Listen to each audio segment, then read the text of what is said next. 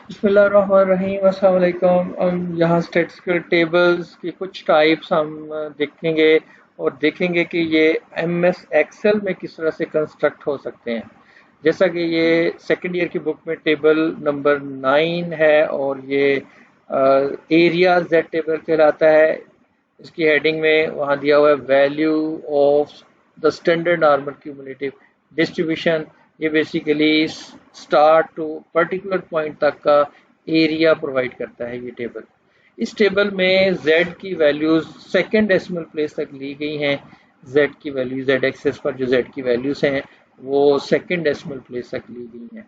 और इसका यहाँ टेबल में जो स्टार्ट हो रहा है -4.5 से स्टार्ट लिया जा रहा है और इसकी जो लास्ट वैल्यू दी गई है इस टेबल में वो 4.5 है, बल्कि 4.59 है, क्योंकि इसका सेकेंड डेसिमल प्लेस भी हम यूज करेंगे।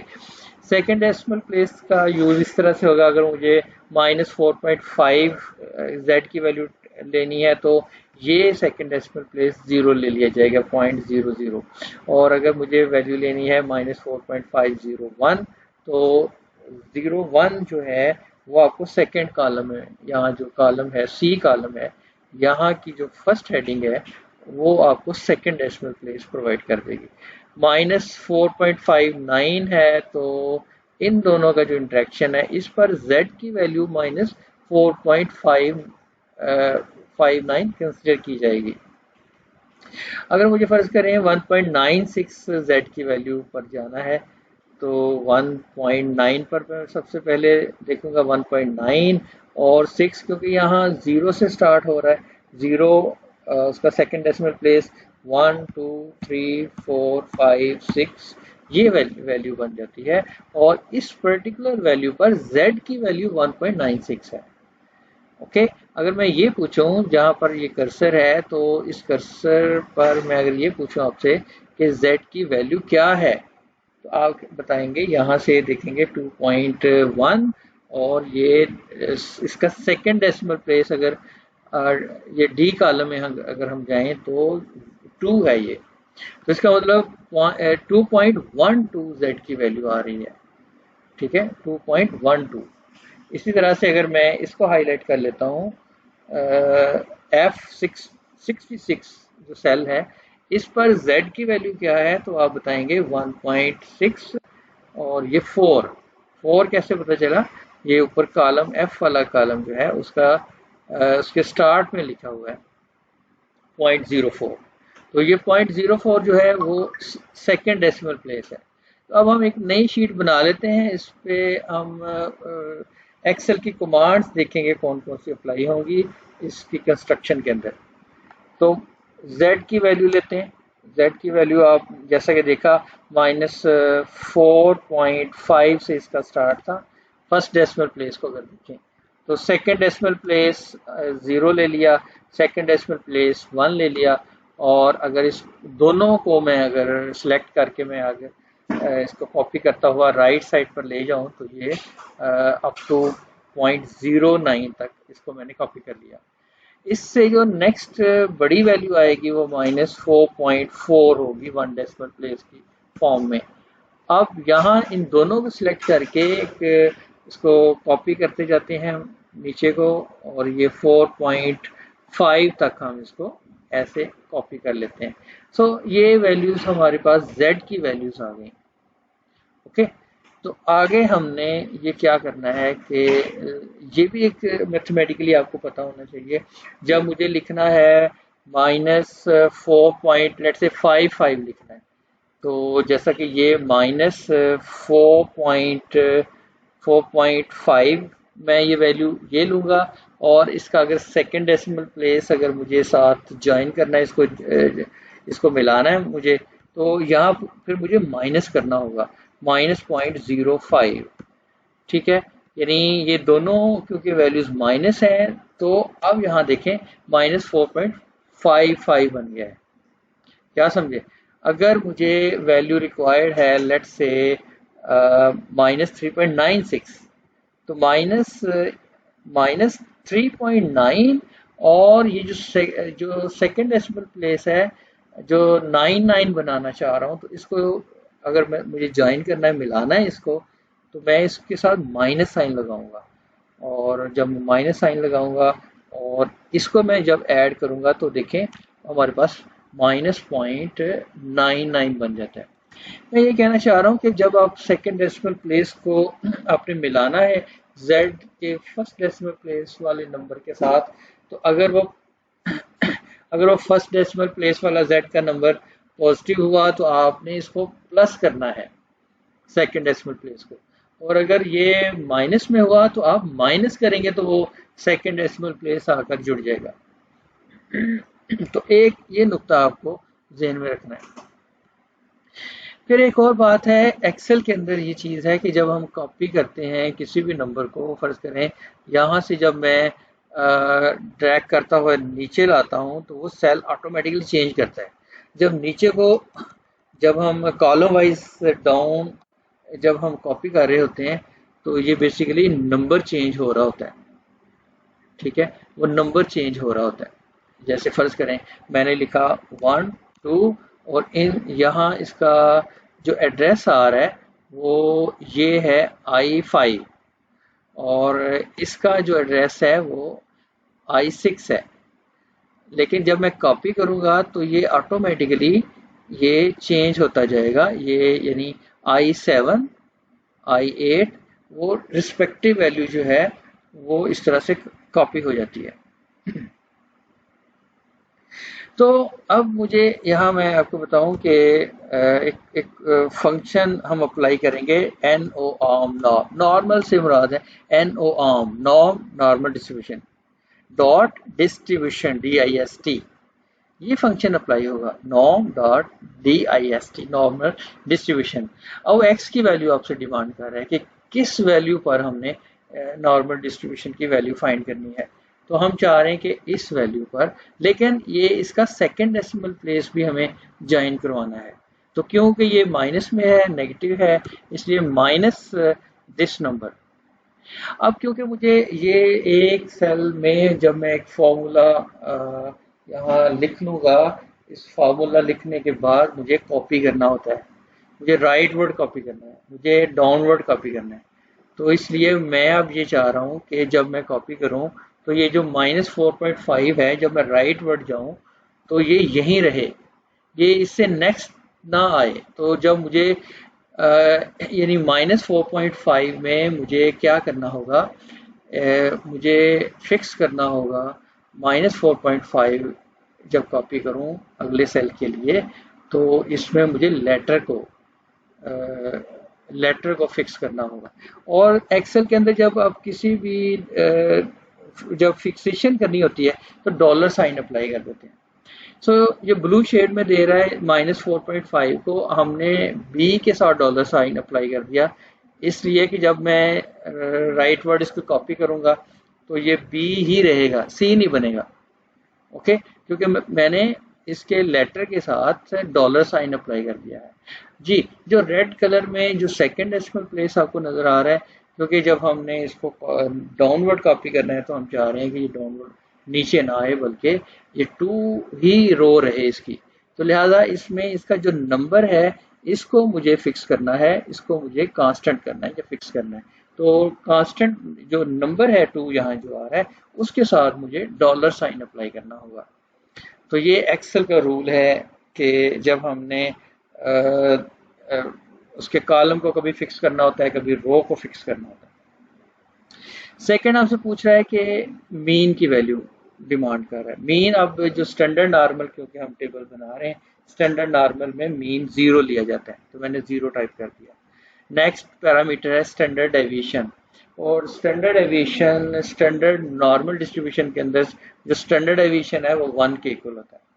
फिर एक पैरामीटर हमसे पूछेगा क्यूमुलेटिव, क्यूमुलेटिव ये एरिया दे देगा। जब हम क्यूमुलेटिव को ऑन कर लेंगे तो ये एरिया प्रोवाइड करेगा, ये हमें probability start to that particular point हमें ये प्रोवाइड कर देगा।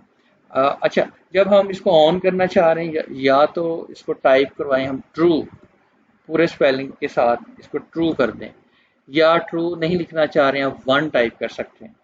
ठीक है, इस ट्रू का मतलब ये होगा कि हमने क्यूमुलेटिव फंक्शन को ऑन कर लिया है।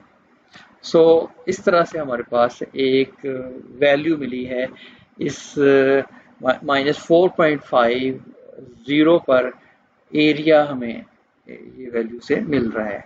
और ये इसका अब हम डेसिमल प्लेस अगर चेंज करना चाहें तो ये क्योंकि साइंटिफिक में आ रहा है इसको आप नंबर्स में बदल लें। ठीक है, ये नंबर इसका फॉर्मेट हमने नंबर कर लिया और इसके 4 या 5 डेसिमल प्लेस हमने बाज टेबल में आप देखेंगे बुक्स में 4 डेसिमल प्लेस पर वैल्यू दी जा रही होती है और किसी टेबल पे 5 डेसिमल प्लेसेस दी होती है। जैसे आईसीएस की जो बुक अगर उठा के देखें स्टैटिस्टिक्स की सेकंड ईयर की पार्ट सेकंड यानी, तो उधर आपके पास जो टेबल है तो उस टेबल में 5 डेसिमल प्लेस तक वैल्यू दी हुई है। अब देखिए जब मैं इसको कॉपी करूंगा राइट वर्ड तो ये ऑटोमेटिकली आप देखिएगा कि उसने z की वैल्यू ऑटोमेटिकली वो रिस्पेक्टिव वैल्यू उठा ली है। क्योंकि जब मैं राइट वर्ड कॉपी कर रहा था तो जो ब्लू है उसने आगे नहीं आने दिया। हाँ, जो रेड में है यानी जो सेकंड डेसिमल प्लेस है उसमें हमने नंबर को फिक्स किया हुआ है, $साइन नंबर के साथ लगाया हुआ है, तो इसलिए लेटर में वो चेंज है, लेटर इसका वेरिएबल में है और जो नंबर है वो फिक्स हो चुका है। तो इसका ये फायदा हुआ कि हमने एक फॉर्मूला लिखकर बाकी जो है वो कॉपी करके हमने ये सारे के सारे इस तरह उनसे वैल्यू ले ली और वो फंक्शन अप्लाई हो जाता है। अब मैं यूं करूंगा कि ये सब की जितनी भी वैल्यूज हैं इन सबको मैं सिलेक्ट करके ये मैं कॉपी करूंगा डाउनवर्ड और डाउनवर्ड कॉपी करता हुआ तब तक मैं इसको कॉपी करता जाऊंगा जब तक हमारे पास नेगेटिव वैल्यूज हैं, क्योंकि नेगेटिव वैल्यूज पर हमने अप्लाई किया हुआ है कि वो सेकंड डेसिमल प्लेस को माइनस के साथ उठा रहा है वो। क्योंकि अगर आपके पास फर्स्ट डेसिमल प्लेस माइनस में है तो माइनस ही सेकंड डेसिमल प्लेस यानी माइनस अगर 09 आपने अटैच करना है तो उसके साथ माइनस साइन लगाना है। जी आगे जब हम क्योंकि ये देखें ये जो सेकंड डेसिमल प्लेस लिखा हुआ है ये 0 है, इसको आप 0 टाइप कर सकते हैं। ठीक है, 0 और 0 में फर्क नहीं पड़ता, एनी हो हम 0 तक चलें, 0 भी हम नेगेटिव में नहीं लेते चलें। यहाँ ये अब क्या करना है हमने, अगला जो नंबर है अब 0 आ गया। यहाँ 0 में हम इसका क्राइटेरिया क्योंकि 0 एंड ऑनवर्ड अगर हम प्लस कर लेते हैं सेकेंड डेसिमल प्लेस तो वो अटैच होगा। जैसे 0.11 मुझे करना है तो 0.1 इसका चले मैं यहाँ जरा आपको बता दूं, अगर मुझे 0.11 बनाना है ये 0.1 है, अब मुझे प्लस करना होगा 0.01, माइनस नहीं करना होगा। अब देखिए 0.11 बन गया ना।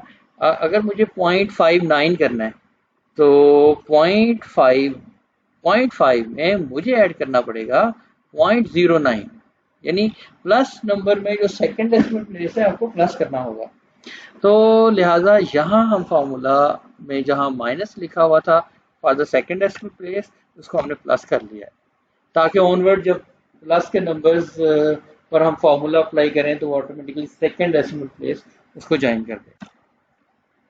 अब एक सेल पर हमने वर्किंग कर ली, इसको राइट वर्ड कॉपी कर लिया और यहाँ मैं डबल क्लिक करूँगा जस्ट, ये देखिए कि इसका जो बॉटम का जो राइट एक पॉइंट है एक डॉट सा नज़र आ रहा है तो नुक्ता सा है, उस पर जब आप कर्सर लेकर जाते हैं तो प्लस साइन बन जाता है। इस प्लस साइन पर डबल क्लिक करना है जस्ट और ये वहां तक कॉपी कर देगा जहां तक ये वाला जो कॉलम उसको बिजी मिलेगा या ये वाला कॉलम जहां पर उसको लिखा हुआ मिलेगा। ये मैंने डबल क्लिक कर दिया और ये यहाँ तक ले गया है क्योंकि इसको मुझे ये मैंने रफ वर्क किया था। अब मैं यही काम दोबारा कर रहा हूँ, डबल क्लिक करता हूँ तो ये वहां तक हमें इसने कॉपी करके दे दिया हुआ है। ये देखें ये लास्ट वैल्यू हमारे पास 4.5 थी और 4.5 ये मैं डबल क्लिक करता हूँ, देखें एक वैल्यू इसने यहाँ से उठा ली है 4.5 और एक उसने ऐड कर लिया हुआ है ये वाला नंबर सेकंड डेसिमल प्लेस। तो z की जो वैल्यू है यहाँ जो हमने x की वैल्यू दी हुई है वो कितनी वैल्यू है, वो 4.59 है। ओके। और 4.59 पे कोमा, फिर उसका मीन 0 है और स्टैंडर्ड डेविएशन 1 है, और ट्रू बना दिया हमने, साथ ट्रू लिख दिया है। और ट्रू का मतलब है कि हमने ये क्यूमुलेटिव कर लिया है, हमने इसका एरिया फाइंड कर लिया हुआ है। तो बेटा इस तरह से ये हम एक्सेल को यूज करते हुए टेबल कंस्ट्रक्ट कर सकते हैं, जेड टेबल। तो इसको आप एरिया टेबल कहते हैं, एरिया जेड टेबल, ठीक है। तो यूं हमने कंस्ट्रक्ट कर लिया। आगे इसकी फॉर्मेटिंग है, तो उस फॉर्मेटिंग पे आपने अपनी वर्किंग कर लेनी है, ठीक है। बॉर्डर लगाना है, बोल्ड करना है, या जो भी इसमें फॉर्मेटिंग करना चाहते हैं।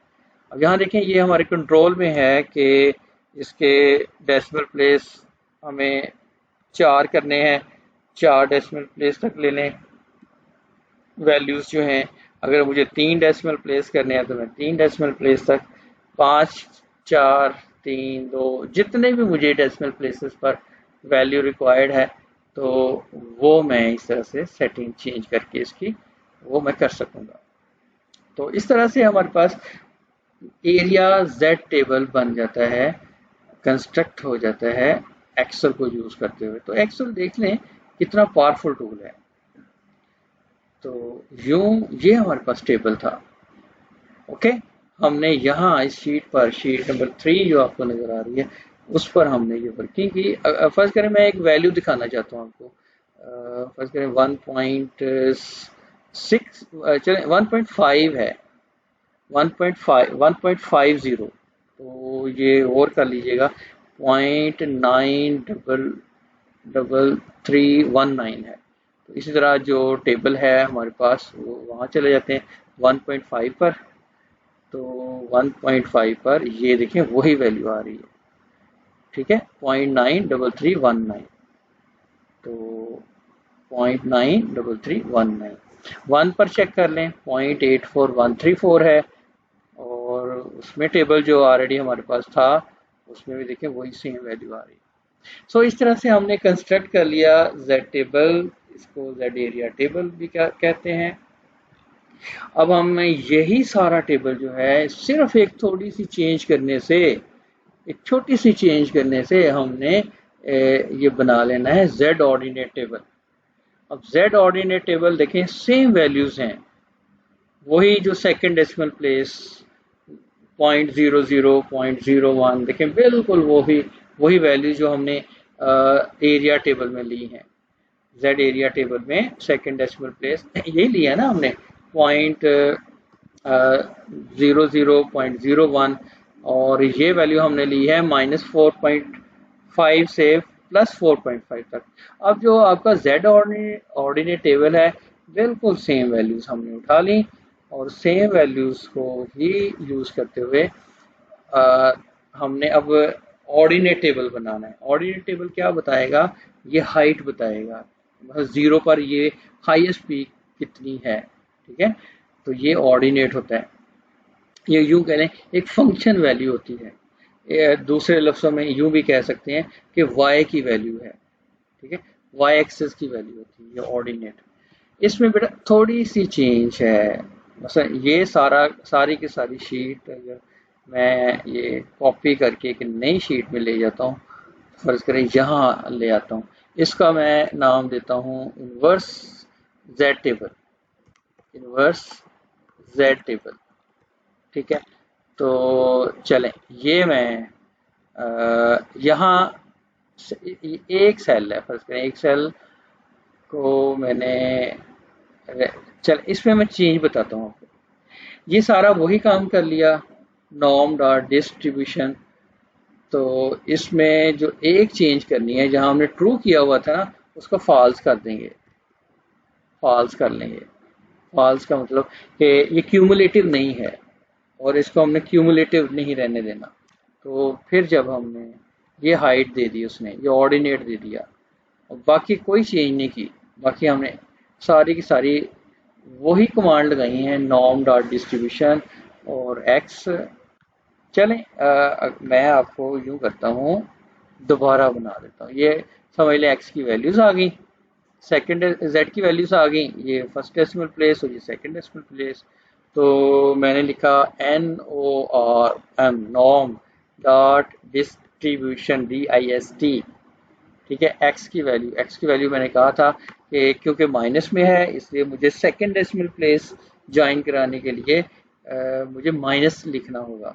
और फिर क्योंकि मुझे कॉपी करना है तो मैं चाह रहा हूँ कि जो फर्स्ट डेसिमल प्लेस जो ब्लू में उसने B3 को सिलेक्ट किया हुआ है और उसमें हमने लेटर को फिक्स करना है। तो लेटर बी है यहाँ, तो उसके साथ मैंने डॉलर साइन अप्लाई कर देना है, टाइप कर देना है इससे पीछे डॉलर साइन, ताकि वो फिक्स हो जाए। फिर जो रेड में जो सेकंड डेसिमल प्लेस शो हो रहा है उसमें नंबर को फिक्स करने के लिए मैंने नंबर के साथ डॉलर साइन अप्लाई कर दिया और फिर मैंने लिखा कोमा, फिर जीरो। ये आप समझते हो स्टैंडर्ड नॉर्मल डिस्ट्रीब्यूशन बन रही है और जीरो और स्टैंडर्ड डेविएशन 1। यहाँ चेंज है, यहाँ फॉल्स कर देंगे। ये प्रोबेबिलिटी मैथ फंक्शन के लिए ये है, ये ऊपर आ रहा है ना, ये लिखा है क्यूमुलेटिव डिस्ट्रीब्यूशन फंक्शन। जो एरिया होता है वो क्यूमुलेटिव डिस्ट्रीब्यूशन फंक्शन है और जो ऑर्डिनेट है वो प्रोबेबिलिटी मैथ फंक्शन है। सो इसलिए यहाँ मैंने इसको, अच्छा एक मैंने पीछे बताया आपको, ट्रू लिख लेते हैं या फॉल्स लिख लेते हैं, ऐसे फॉल्स लिख लेते हैं। मैं एक और बताने लगा हूँ, ट्रू के लिए 1 भी लिख लेते हैं, ठीक है, वो सिलेक्ट हो गया है, ट्रू के लिए 1 लिख लेते हैं और जो फॉल्स के लिए 0 लिख लेते हैं, 0 फॉर फॉल्स और 1 फॉर ट्रू। तो ये आ गया हमारा, मैंने ब्रैकेट क्लोज कर दी, पैरेंथेसिस क्लोज और एंटर कर दिया, ठीक है। तो इस तरह से हमें वैल्यू मिल गई। अब मैं वही काम करूंगा कि राइट मैंने जब सिलेक्ट कर लिया, अब मैं देखिए किसी भी नंबर को सिलेक्ट करता हूं तो वो रिस्पेक्टिव वैल्यूज को सिलेक्ट कर रहा है। अच्छा अब मुझे कहाँ तक कॉपी करना है कोई बताएगा? ये मुझे कॉपी करना है माइनस वैल्यूज तक। क्यों ऐसा किया? क्योंकि मुझे सेकेंड डेसिमल प्लेस जो लिया है ना वो माइनस माइनस मिलके ज्वाइन हुआ है। तो जब मुझे प्लस में, यहाँ मैंने ये एक सेल में मैं वर्किंग करूंगा अब जीरो वाले सेल में। तो जीरो वाले सेल में मैंने ये करना है कि जहाँ माइनस लिखा हुआ था उसको प्लस कर लेना है, ये प्लस कर लिया। एक सेल में हमने फंक्शन लिख लिया और मैंने राइट वर्ड्स की कॉपी कर ली और डबल क्लिक करके मैंने सारी नीचे तक जहां तक ये 4.5 वैल्यू आ रही है वहां तक उसने ऑर्डिनेट बता दिया। अब देखो जीरो पर ऑर्डिनेट मैक्सिमम होता है, वो होता है 0.39894, यस उतना ही आ रहा है। ये हाईएस्ट पॉइंट ये होता है। अगर मैं इसमें से लगाऊं ना मैक्सिमम वैल्यू, में पूछूं इसमें मैक्सिमम वैल्यू बताओ, ये जो भी पूरा सेट है तो वो हमें वही बताएगा जो हमारे पास जीरो पर है।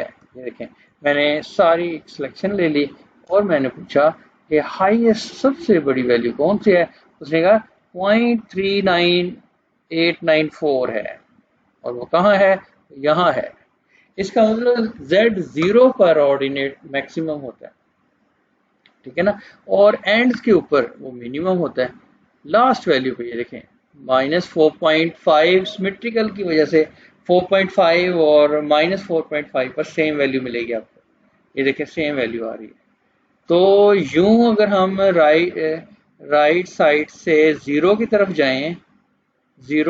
जाएं तो उसी ऑर्डर में वैल्यूज मिलेंगी आपको, ये वाली या हम ऊपर से नीचे को आ जाए बिल्कुल एग्जैक्टली वही वैल्यू मिलेंगी, ठीक है ना। तो ये सिमेट्रिकल होती हैं, ऑर्डिनेट बिल्कुल ऐसे सिमेट्रिकल आ रहा होता है। सो इस शीट में हमने सीखा कि Z ऑर्डिनेट टेबल किस तरह कंस्ट्रक्ट होता है। Z ऑर्डिनेट टेबल एक आपका मैथ फंक्शन है, ये आपका PDF है Z फॉर्म में, Z स्टैंडर्ड नॉर्मल डिस्ट्रीब्यूशन का PDF को हम कहते हैं, ठीक है, ऑर्डिनेट। सो यूं हमने दो टेबल सीखे, Z एरिया टेबल कंस्ट्रक्ट करना और Z ऑर्डिनेट टेबल को कंस्ट्रक्ट करना। इस तरह थर्ड जो टेबल है Z टेबल, जिसमें इनवर्स Z टेबल कहा जाता है। इनवर्स Z टेबल को देखिएगा कि अब ये क्या होने लगा है ये सारी की सारी वैल्यू जो अब इस बॉडी में आ रही हैं, ये आपकी अब प्रोबेबिलिटी नहीं है, ये z की वैल्यूज हैं। यानी उल्टी बात होने लगी है, उलट होने लगा है, उसका ऑपोजिट होने लगा है। अब क्या हुआ है कि अब हम प्रोबेबिलिटी देखते हुए z की वैल्यू फाइंड करेंगे। ठीक है, ये प्रोबेबिलिटी है। और देखो ये प्रोबेबिलिटी हमें 3 डेसिमल प्लेस तक दी हुई है। मतलब 0.001 अगर लेना है तो ये प्रोबेबिलिटी 0.001, ठीक है, और ये 0.0509, इन दोनों को ज्वाइन कर लेंगे हम। तो ये 3 डेसिमल प्लेस तक प्रोबेबिलिटी गिवन है, उसके अगेंस्ट हमें z की वैल्यू चाहिए। अब देखो गौर करो, अगर यहाँ एरिया लेता हूँ स्टार्ट टू पर्टिकुलर पॉइंट तक 0.5, तो z की वैल्यू क्या आनी चाहिए? बोले z की वैल्यू 0 आनी चाहिए। तो जहाँ 0 है वहाँ आपके पास z कितना होगा?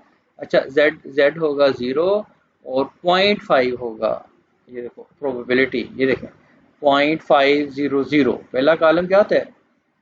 थर्ड डेसिमल प्लेस में यहाँ 0 आ रहा है ना, 0.000, तो 0.05 पर आपके पास जो z की वैल्यू है वो 0 होती है। तो लिहाजा समझ आ रही है हमें कि ये जो टेबल है इनवर्स z टेबल, ये हमें a यानी z की वैल्यू बताता है। a लिखा हुआ है ना, तो ये z की वैल्यू, यानी इसको z कह लें, स्मॉल z कह लें, तो वो हमें प्रोवाइड करता है। अब यहाँ देखते हैं कि किस तरह से इसको कंस्ट्रक्ट करना है हमें। तो अब जानते हो कि प्रोबेबिलिटी जो है वो 0 से स्टार्ट होती है और 1 तक ले जाते हैं हम इसको।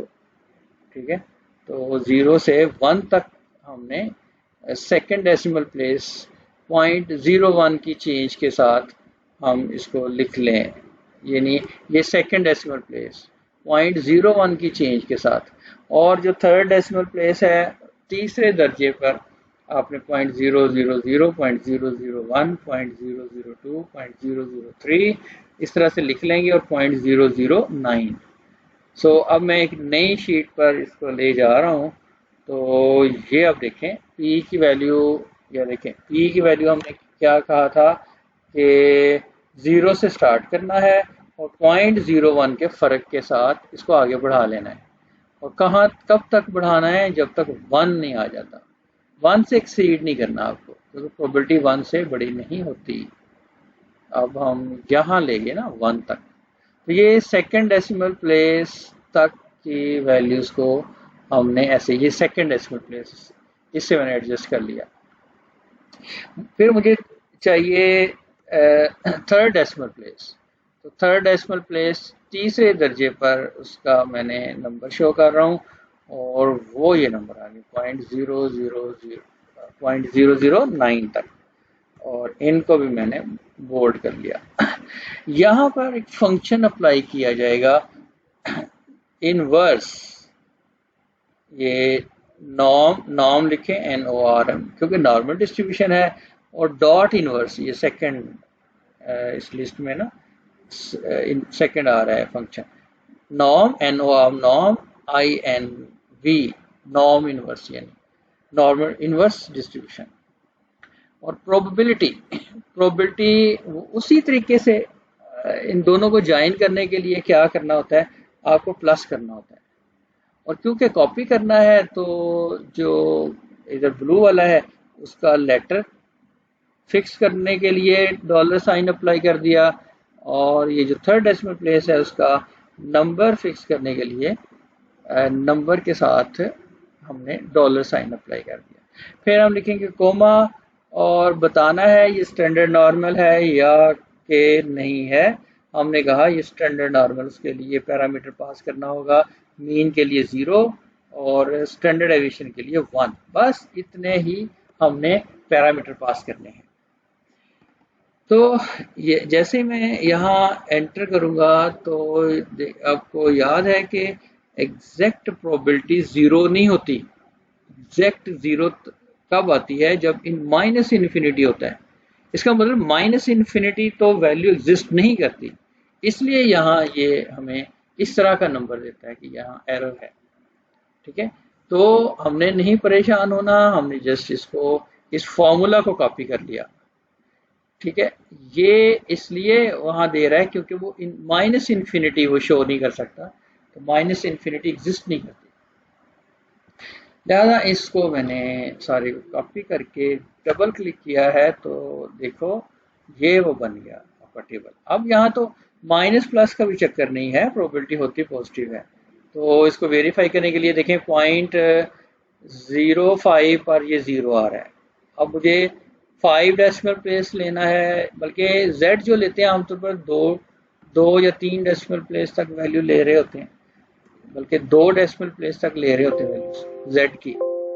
ठीक है, तो ये मैंने यहाँ सेकेंड डेसिमल प्लेस अप्लाई कर लेंगे। ये इसलिए नहीं कर रहा क्योंकि ये वाला नंबर इसको डिस्टर्ब कर रहा है, इसको मैंने ख़त्म कर लिया।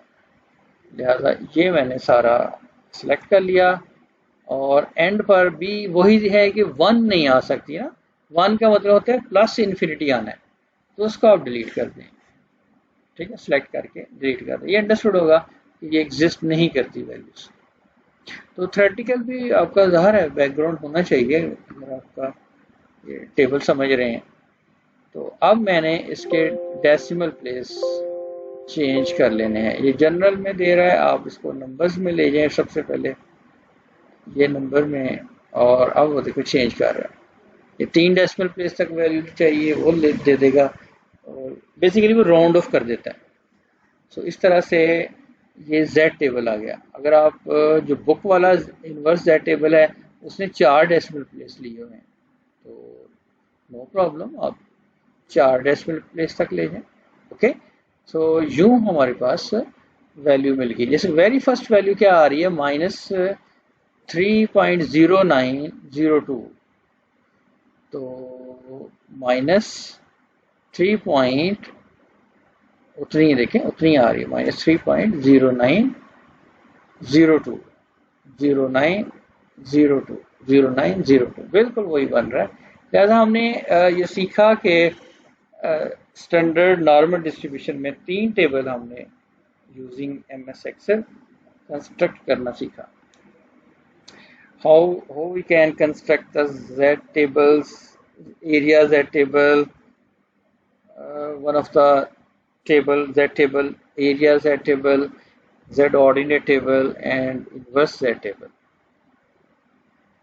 ठीक है, तो अपना बहुत ख्याल रखिएगा। आज का लेक्चर यहाँ तक रखते हैं, बाकी इंशाल्लाह जो स्टैट्स के टेबल्स हैं उनको हम देखेंगे अगले लेक्चर्स में कि किस तरह से एक्सेल को यूज़ करते हुए हम कंस्ट्रक्ट कर सकते हैं। ओके, अपना बहुत ख्याल रखिएगा। अल्लाह हाफिज़।